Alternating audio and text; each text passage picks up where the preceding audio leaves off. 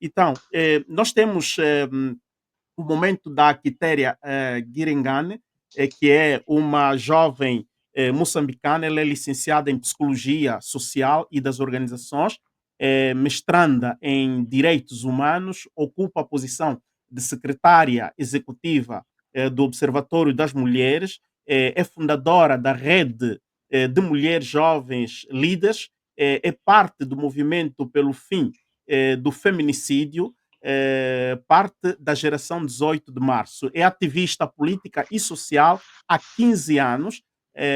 Também é a primeira moçambicana a discursar no Departamento de Estado norte-americano.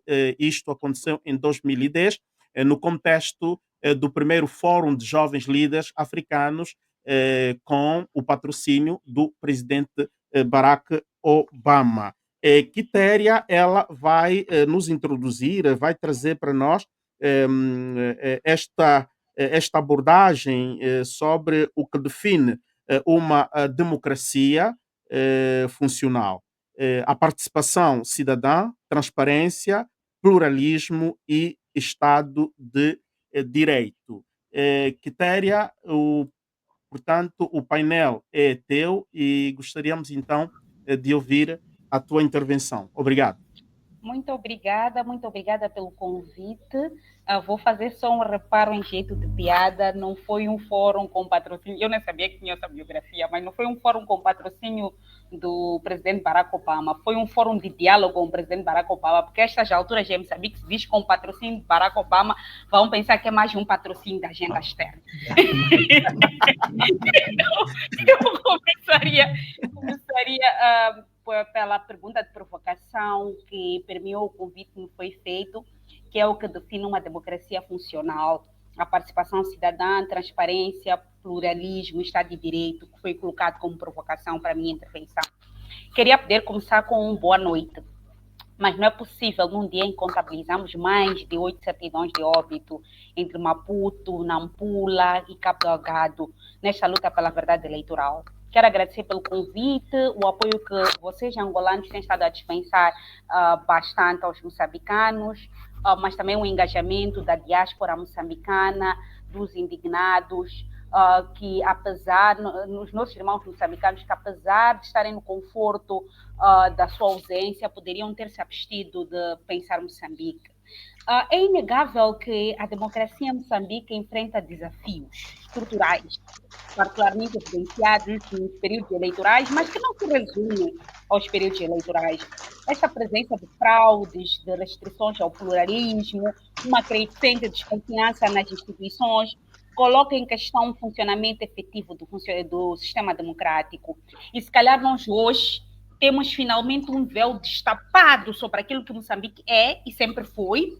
Se calhar nós hoje conseguimos ver a violência quando ela está no meio da estrada a se apresentar na sua melhor forma, mas nós, como moçambicanos, nós que vivemos aqui, sempre vimos esta violência presente, no medo que nós tínhamos de falar ao telefone, porque dia seguinte podíamos levar uma bala, no medo que tínhamos de dormir à noite, porque sabíamos que dia seguinte poderíamos sofrer represálias, podíamos ser sequestrados, podíamos ser torturados, porque tudo isto sempre aconteceu.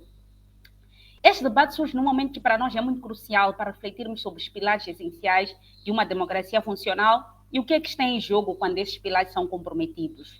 A primeira questão que colocam relativamente à participação de cidadã, que é o coração da democracia, é um elemento visível e dinâmico numa democracia funcional. E, claramente, como foi dito, vai além do direito ao voto, e está relacionado com o envolvimento ativo do cidadão na decisão, a liberdade de organização e manifestação para influenciar políticas, demandar responsabilidades, aceder informação de forma clara e sobre políticas públicas, incluindo sobre os processos eleitorais. E em Moçambique, a repressão a manifestações pacíficas e a manipulação dos registros eleitorais são um ataque direto à participação cidadã. Uma democracia sem cidadãos livres e informados para agir sempre vai se reservar à estagnação.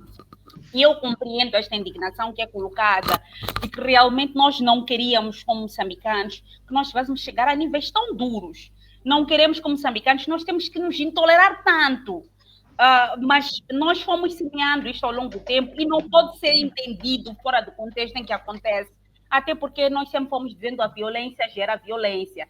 Quando nós nos organizávamos como cidadãos, submetíamos cartas às instituições, ao município, à polícia, e dizia, queremos manifestar. A nossa manifestação vai começar na rua A, vai terminar na rua B, vai começar às 7 horas, concentração, quem vai liderar no ponto X é fulano.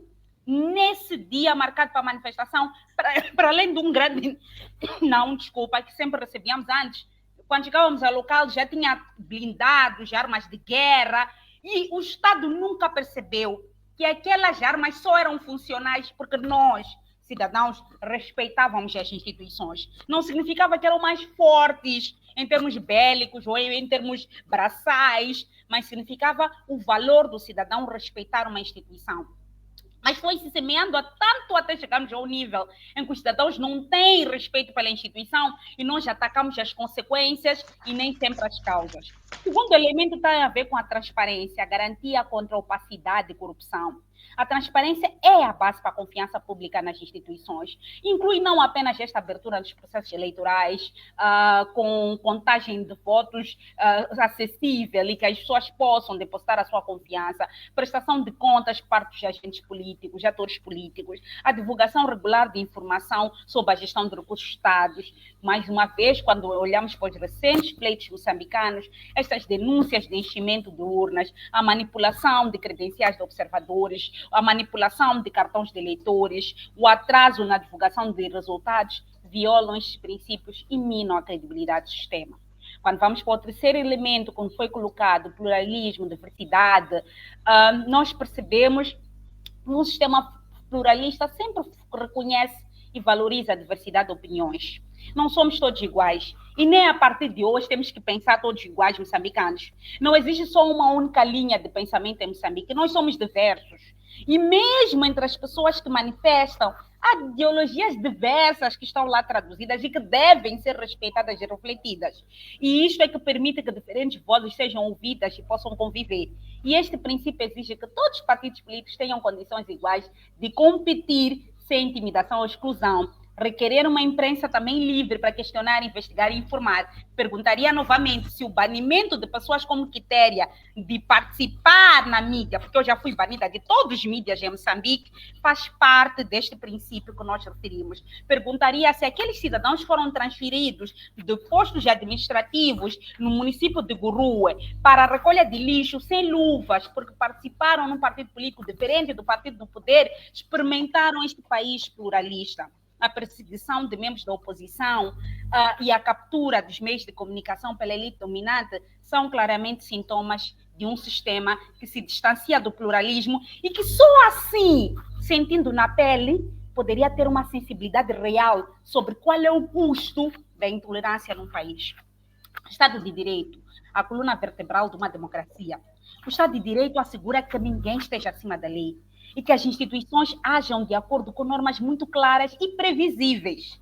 Inclui um judiciário independente capaz de resolver disputas eleitorais sem interferência. Garantias de direitos fundamentais como liberdade de expressão e proteção contra prisões arbitrárias. Quando olhamos para Moçambique, a instrumentalização do sistema judicial para silenciar opositores, para perseguir opositores e a incapacidade de responsabilizar não só os autores da fraude, mas também os autores destas chacinas contra o povo, revelam falhas críticas neste pilar que fazem com que o cidadão comece a se substituir à justiça e ele próprio comece a fazer justiça pelas próprias mãos na lógica antiga do olho por olho, dente por dente.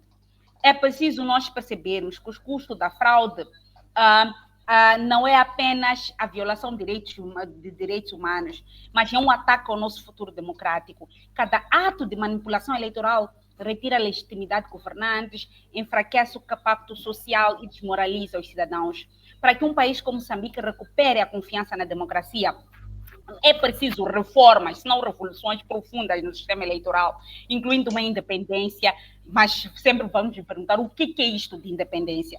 É preciso garantir mecanismos robustos para monitoria e responsabilização das instituições que nos faça confiar um pouco na previsibilidade das nossas instituições. É preciso reforçar o engajamento consciente da cidadania ativa, que foi bem referido.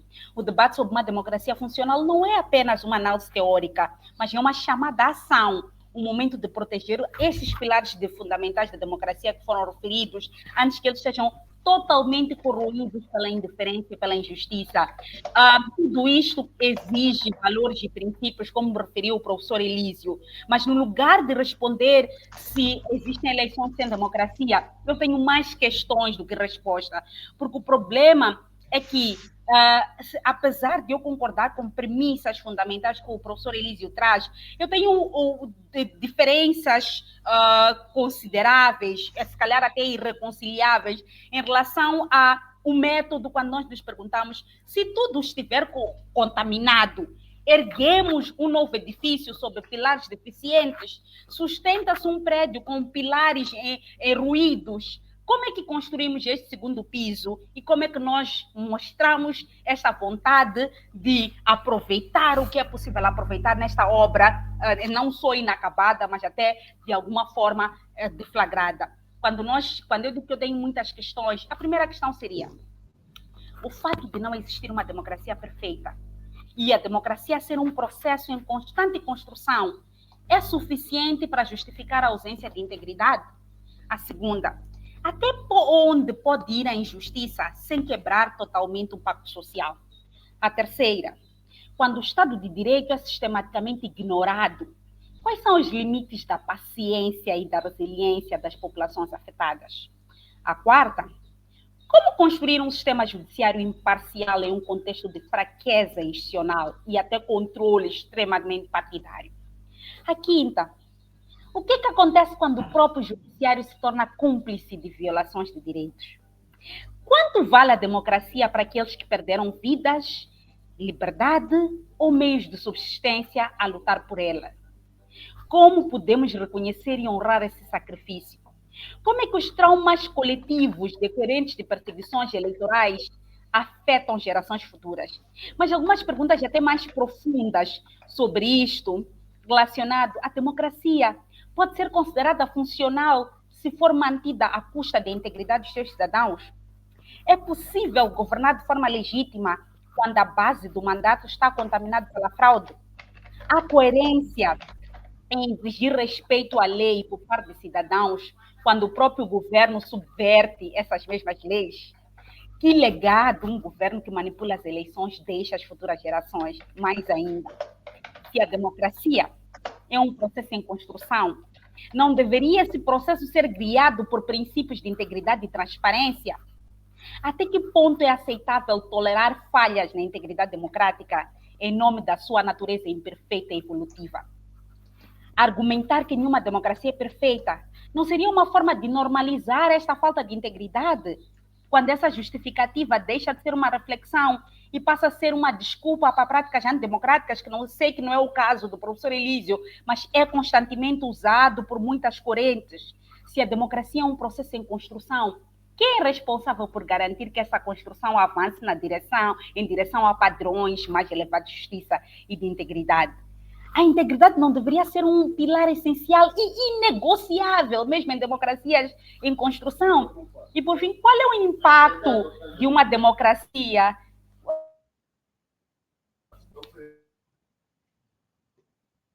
Desculpa. E, por fim, se calhar a terminar mesmo, qual é o impacto de todas estas questões de uma ausência de integridade, de uma construção democrática que ignora princípios básicos como transparência e respeito à vontade popular? Reconhecer que a democracia é um processo em construção é importante, mas não deve servir de justificativa para práticas que minam seus princípios fundamentais, porque essa imperfeição deveria ser um chamado à ação para reforçar constantemente valores como a integridade, a transparência e o respeito à vontade popular.